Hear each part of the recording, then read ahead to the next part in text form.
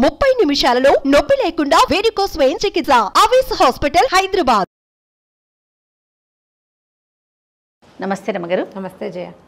రమగారు, సహజంగా అంటుంటారు ఏదైనా తన దాకా వస్తే కానీ తనకు తెలియదని. ఆ నొప్పి కానీ సంతోషం కానీ ఏదైనా, సంతోషం కన్నా కూడా ఎక్కువగా బాధల గురించి మాట్లాడుకుంటూ ఉంటారు కదా. ఇలాంటి వాటికి సంబంధించి ఏమన్నా స్టోరీస్ ఉన్నాయా? అసలు మన మహాభారత కథలు తీసుకుంటే ఒక అర్జునుడు, మన దుర్యోధనుడు తండ్రి, దుర్యోధనుడు పిల్లలంతా చనిపోతే తల్లిదండ్రి పిచ్చెక్కినట్టు ఏడ్చారు. నిజానికి ధృతరాష్ట్రుడికి తెలుసు తన కొడుకు వీళ్ళని చంపడానికే ప్రయత్నం చేస్తున్నాడు అని. యుద్ధం చేసేటప్పుడు ఆయనకి తెలియదా పోతారని? తెలుసు కదా. అంతకుముందు లక్క ఇంట్లో వాళ్ళని తగలబెట్టడానికి ప్రయత్నం చేశారు పాండవుల్ని. బతికేశారని ఆయన సంతోషించాడు, కానీ చచ్చిపోవడానికి వాళ్ళు చంపేయడానికి రెడీ అయ్యాడు. కొడుకు చేసిన దానికి ఒప్పుకున్నాడు. తన పిల్లలు పోయేసరికి దుఃఖం, వాళ్ళది తప్పైనా కూడా. లోక సహజంగా అలాగే ఉంటారు జయ. మన దాకా వస్తే కానీ మనకి ఏది అర్థం కాదు. ఆ నొప్పి పడితే కానీ, ఆయన ఎవరో డాక్టర్ చెప్పినట్టు తన ఇన్ని కంతులు కోసాను నాకంత నొప్పేది లేదన్నట్ట. ఎవరికంతైనా కోసేటప్పుడు మనకెందుకు నొప్పి పెడుతుంది? అదే కదా, మన వేలు కోసుకుంటే కదా మనకి నొప్పి పుట్టేది. ఒక చందమామ కథ ఉంది, బాగుంటుంది. శూరవర్మ అని ఒక రాజుగారు ఉండేవాడు. ఈయనకి చంద్రవర్మ అని కొడుకు కూడా ఉన్నాడు. ఈ శూరవర్మ మహాక్రూరుడు, అసలు ఒక పద్ధతి కాదు, ఒక ధోరణి కాదు, చాలా గట్టివాడు. కొడుకంటే ప్రేమే కానీ ఆయనకి. అయితే ఏదైనా యుద్ధ ఖైదీలు వాళ్ళు వస్తే, ఏదైనా ఖైదు అనగానే వాళ్ళని సింహాలతోటి వేటాడడానికి పురికొల్పి సింహాలతోటి చంపించేవాడు. పరమ క్రూరుడు, నీచుడు, అంతే, అలాగే చెప్పాలి, క్రూరత్వం ఇది. అలాంటి మరణం ఏంటి, పోనీ జైల్లో పడేసి ఉంచచ్చు కదా. సింహాలు, ఆకలి కొన్న సింహాలని మనుషుల మీదకి ఉసుగొల్పి అలా పిచ్చి క్రీడ, అంత భయపెట్టేసేవాడు జనాల్ని. అయితే ఈ చంద్రవర్మకి, కొడుకైన చంద్రవర్మకి సుబుద్ధి అనే ఒక స్నేహితుడు ఉండేవాడు. ఇద్దరు కలిసి చక్కగా ఉండేవాడు. వాళ్ళిద్దరూ దాదాపుగా ఒకేలా కనపడేవాళ్ళు. రాజుగారి అబ్బాయి సుబుద్ధి, అతను ఒక కోశాధికారి, ఎవరో చిన్న ఉద్యోగి కొడుకు. వీళ్ళిద్దరు చిన్నప్పటి నుంచి బడిలో కలిసి చదువుకున్నారు, ఒకే గురువు గారి దగ్గర. బడిగా అది అప్పట్లో ఏముండేవి, గురువుల దగ్గర గురుకులాలు ఉండేవి. గురుకులంలో కలిసి చదువుకున్నారు, సమానంగా యుద్ధ విద్యలు అన్నీ నేర్చుకున్నారు. దూరం నుంచి చూస్తే ట్విన్స్లా కనపడేవాళ్ళు, ఒకేలాగా. ఏదో కొంచెం మొహాల్లో తేడా ఉంది, ఎక్కువ తేడా ఉండదు. ఎత్తు, జుట్టు, వడల్పు, ఇంచుమించుగా రంగు ఒకేలా ఉండేవి. సరే, చక్కగా వాళ్ళిద్దరూ కలిసి ఉండేవాళ్ళు. చంద్రవర్మ కూడా పెద్దవాళ్ళు అయ్యారు వీళ్ళిద్దరు. అయితే ఓసారి శూరవర్మ, వీళ్ళది కౌశాంబి నగరం, ఈ కౌశాంబి నగరం నుంచి పక్కన ఏదో ఉత్కళ నగరం అని ఇంకో నగరం, దాని మీద దండెత్తారు. అయితే దండెత్తేసరికల్లా ఆ రాజు పేరు రణజితుడు, రణజిత వర్మ. ఆ రణజితుడిని పట్టేశారు. పట్టేసేసరికల్లా సరే, ఇక రాజుగారిని పట్టాక ఏం చేస్తారు? రాజుగారికి ఒక సంతానం ఉంది, దాని పేరు ఏదో ఉంది, ఊర్మిళ. ఓకే, రాజుగారికి ఒక కూతురు ఉంది. ఇంకా వీళ్ళు దీన్ని పట్టుకోలే, అంటే అంతఃపురాన్ని పట్టుకోలేదు, రాజును మాత్రం పట్టేశారు. పట్టేశాక ఏమైంది, వీళ్ళు ఊళ్ళోకి వెళ్ళిపోయారు, అంతఃపురం దగ్గరికి వెళ్ళిపోయారు. వెళ్ళిపోతే తీరా చూస్తే చంద్రవర్మ అమ్మాయిని చూసి ఆశ్చర్యపోయాడు. ఆ ఊర్మిళ ఎంతో అందంగా ఉంది, ఎంత బాగుందో. శూరవర్మకి చంద్రవర్మకి ఇద్దరికీ నచ్చింది ఊర్మిళ. ఇతనేమో నువ్వేం భయపడద్దు, మా నాన్నకు చెప్తాను, నేను మీ నాన్నని ఏమి చేయకుండా ఉండేలాగా నేను ఒప్పిస్తాను, నువ్వు కంగారు పడబోక అని చెప్పాడు. ఈ అమ్మాయి ఏమనుకుంది, వీళ్ళు ఏమైనా వచ్చి ఇతనికి నన్ను చేసుకుంటానంటే బాగానే ఉంటుంది, వీడిని చేసుకోవచ్చు, బాగున్నాడు మనిషి అని. చిన్న కుర్రాడు కాబట్టి అతని మీద మనసు పడింది ఆ అమ్మాయి. ఈ చంద్రవర్మ ఇక్కడిక్కడ తిరుగుతూ ఉండటంతో చూసి ఆయన ఏం చేశాడు, ఇతన్నేమో సైన్యం దగ్గరికి పంపించి శూరవర్మ వచ్చి ఈ అమ్మాయి దగ్గర కూర్చున్నాడు. కూర్చుని ఏం చెప్పాడంటే, నీకు ఒకటే మార్గం, మీ నాన్న పట్టుబడినా అతన్ని చంపకూడదు, మీ రాజ్యం మీకు అప్పచెప్పాలంటే నువ్వు నన్ను పెళ్లి చేసుకో. పెళ్లి చేసుకుంటానంటే పెళ్లి కనుక ఒప్పుకునేటట్టయితే నాకేం అభ్యంతరం లేదన్నాడు. ఇప్పుడు ఈ అమ్మాయి ఏం చేస్తుంది? ఎప్పుడైతే శూరవర్మ వెళ్ళి ఊర్మిళతో మాట్లాడుతున్నాడని తెలిసిందో, ఈ కుమారుడు చంద్రవర్మ ఏమనుకున్నాడంటే, ఒరే నాయన, ఇక్కడ ఏదో గొడవ అయ్యేలాగా ఉంది, మా నాన్న పరమ క్రూరుడు, ఆ అమ్మాయిని ఏం చేస్తాడో, ఊర్మిళకు పాపం ఎవరూ లేరు, ఈయన క్రూరుడు కదా, ఇట్లా కనపడని వాళ్ళని కనపడాడు, సింహాలకు ఆహారంగా వేస్తాడు. ఇప్పటికి ఎన్నిసార్లు చేశాడు. ఆ రణజితవర్మని ఏం చేస్తాడో, నువ్వు ఒక పని చెయ్యి, నువ్వేమో వెళ్ళి ఊర్మిళ దగ్గర ఉండు, మా నాన్న నన్ను వెళ్ళిపోరా దాని దగ్గరికి అన్నాడు అని చెప్పేసి సుబుద్ధిని పంపించాడు. సుబుద్ధి వచ్చాడు ఇక్కడికి. ఇంతలో ఈ శూరవర్మ ఈ అమ్మాయితో మాటలు ఫినిష్ చేసి, మీ నాన్నని తెప్పిస్తాను అని చెప్పాడు. చెప్పేసరికల్లా చెప్పి సైనికులకి ఏం చెప్పాడంటే ఈవిడతో ఎవరిని మాట్లాడనివ్వద్దు అని చెప్పాడు. తన కొడుకు మనసు పడ్డాడన్న ఊహ కూడా ఊహ రాలేదు అతనికి.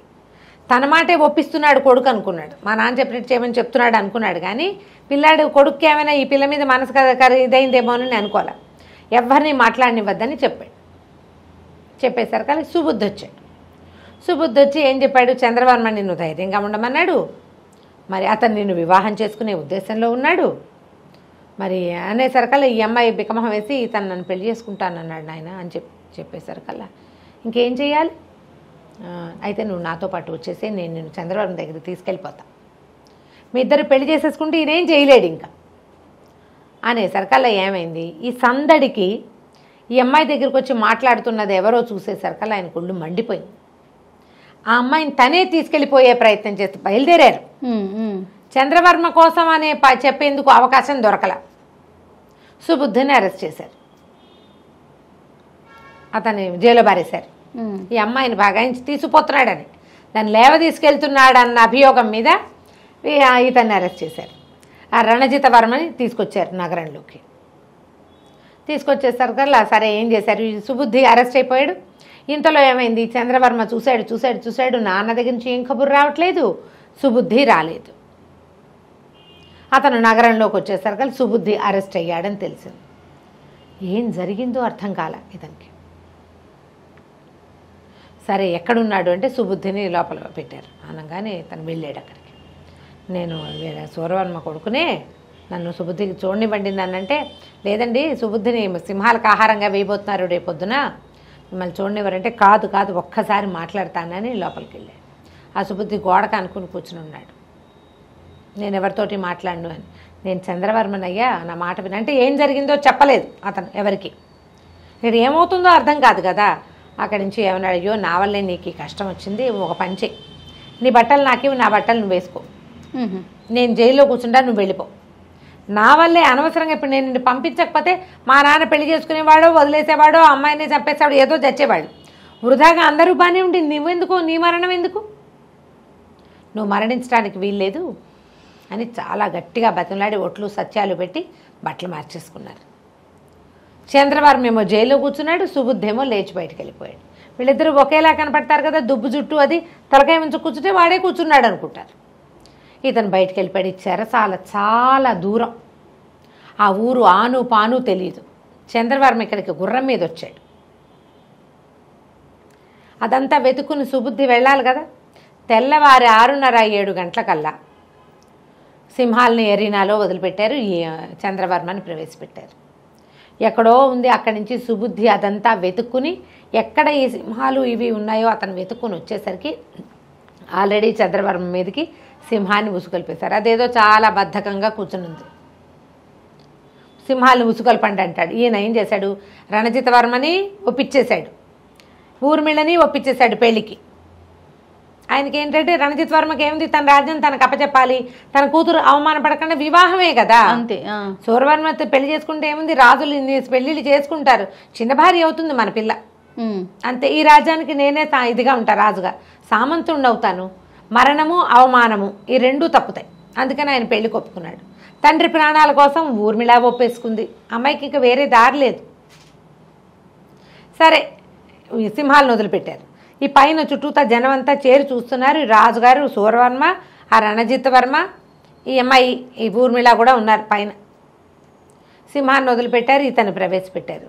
ఇంత జుట్టంతా రేగిపోయి బట్టలన్నీ నలిగిపోయి దుఃఖంతో ఎటాగోటా దేవుడాని లోపలికి వెళ్ళాడు. ఎవ్వరూ గుర్తుపట్టలే అతన్ని. మరి ఎట్లా గుర్తుపడతారు, సుబుద్ధి దాదాపుగా ఇతనిలాగా ఉంటాడు, ఆ ఊరేమో వాళ్ళెవరిదో, వీళ్ళ సైనికులు కొంతమందే ఉన్నారు. అరే సుబుద్ధిలాగా ఉన్నాడే అని అనుకోవడానికి వీల్లేదు, వీళ్ళకి తెలుసు రాజకుమారుడు సుబుద్ధి ఒకేలా ఉంటారు. సుబుద్ధిని అరెస్ట్ చేశారు. సుబుద్ధినే చంపడానికి చూస్తున్నారు, కొడుకు స్నేహితుడిని కూడా చంపడానికి చూస్తున్నాడు, దుర్మార్గుడని పళ్ళు కొరుక్కున్నారు జనం. ఏం ప్రయోజనం లేదు. అవి ఉన్న వాళ్ళంతా కేవలం సైనికులు మాత్రమే, ప్రజలు లేరు అక్కడ. అక్కడ ఉన్న ప్రజలు ఆ రాజ్యం వాళ్ళు, ఉత్కళ రాజ్యం వాళ్ళు, కౌశాంబి జనం లేరు కదా అక్కడ. ఏం చేస్తారు. సరే ఇంతలో సుబుద్ధి సింహం వచ్చింది, మీద పడింది. ముందు రాలా, తర్వాత దాన్ని రెచ్చగొట్టారు, ఇతని మీద పడింది. ఇతను అటు ఇటు తప్పుకుంటున్నాడు. ఈ లోపల సుబుద్ధి పరిగెత్తుకుంటూ వచ్చాడు. అందరూ అతన్ని గుర్తుపట్టలేదు, కానీ ఆ నలిగిపోయిన బట్టలు వాటి వ్యవహారంతో ఉన్నప్పటికీ దగ్గరికి వచ్చేసరికి రాజుగారు గుర్తుపట్టారు. సుబుద్ధి నువ్వు ఇక్కడ ఉన్నామంటే అక్కడ ఉన్నది ఎవరంటే చంద్రవర్మ. ఆయన కేకలు పెట్టేశాడు, తన కొడుకు చచ్చిపోతున్నాడు అనేసరికి పిచ్చి పిచ్చిగా కేకలు పెట్టేసి ఆ పైనుంచి రంగస్థలంలోకి దూకేశాడు. సరే అక్కడి నుంచి ఏమైంది, సింహం మీద పడుతుంటే ఇతనే కత్తెడ్డం పెట్టుకున్నాడు, సింహానికి దెబ్బ తగిలింది. ఈ లోపల ఆ సింహం కాపలాదారులు కొంతమంది ఉంటారుగా, వాళ్ళు కూడా పరిగెత్తుకుంటూ ఆ బోన్ దగ్గర తీసుకొచ్చి దాన్ని ఎట్లా కొట్లా బోన్లోకి తోసేశారు. సింహానికి కత్తిబాటులు తగిలేసినాయి. ఆయన నిర్ఘాంతపోయాడు. సింహపు పంజా దెబ్బలు తగిలిన తన కొడుకుని చూసేసరికి ఏం చెయ్యాలో అర్థం కాలే ఆయనకి. దుఃఖం. చంద్రవర్మ అడిగాడు, ఇదే నొప్పి ప్రతివాడికి ఇచ్చావు కదా నాన్న నువ్వు? ఇంత 400 కిలోలు ఉండే సింహం మీద పడితే అది కొరికేస్తుందో, చంపేస్తుందో, కొట్టేస్తుందో, అవతలవాడు మళ్ళాగే కత్తుచ్చుకున్నాడు అనుకో, వాడి కత్తేమిటో వాడి ఇదేమిటో మనకు తెలుస్తుంది ఫైటింగ్కి. సింహంతో ఫైటింగ్ అంటే సినిమానా అది? అక్కడి నుంచి అయినా చాలా ఇంత పని చేసావు అంటే, నువ్వు ఈ పని చేసావు, వచ్చిన సుబుద్ధిని నువ్వు ప్రశ్నించినా నీకు తెలిసేది. నీ తొందరపాటుతనము, క్రూరత్వము. వాడేదో నీ దారికి అడ్డం అనుకున్నావు, వాడు కాదు దారికి అడ్డం నేనే అనేసరికి ఆయన చాలా సిగ్గుపడి ఆ పిల్లని తన కొడుక్కి చేసుకుని, కొడుక్కి ఆ రాజ్యాన్ని కట్టబెట్టి సుబుద్ధిని అతనికి సైన్యాధిపతిగా చేసి ఇంకా ఎప్పుడూ సింహాలతోటి అతను ఇలాంటి ప్రయత్నం చేయలే. తన రాజ్యంలో బంధింపబడి ఉన్న సింహాలన్నీ సమీప అడవిలో వదిలిపెట్టిచ్చేసాడు. మళ్ళీ తన దాకా వచ్చాక కదా తనకు తెలిసింది, తన బిడ్డ అక్కడ ఉండేసరికి తనకి ఆ కష్టం తెలిసింది. ఆ సింహం కింద ఉన్నవాడు తన కొడుకేనని తెలిసేసరికి ఎంత ఆక్రోశం, ఎంత ఉద్వేగం, ఎంత బాధ, ఎంత నొప్పి. ఎప్పుడు అలాగే కదా జరుగుతుంది. అవునండి, రైట్ అమ్మగారు. కథ కంచికి మనం ఇంటికి. నమస్తే. సుమన్ టీవీలో మీ పర్సనల్ అండ్ బిజినెస్ ప్రమోషన్స్ కోసం కింది నెంబర్కి కాంటాక్ట్ చేయండి.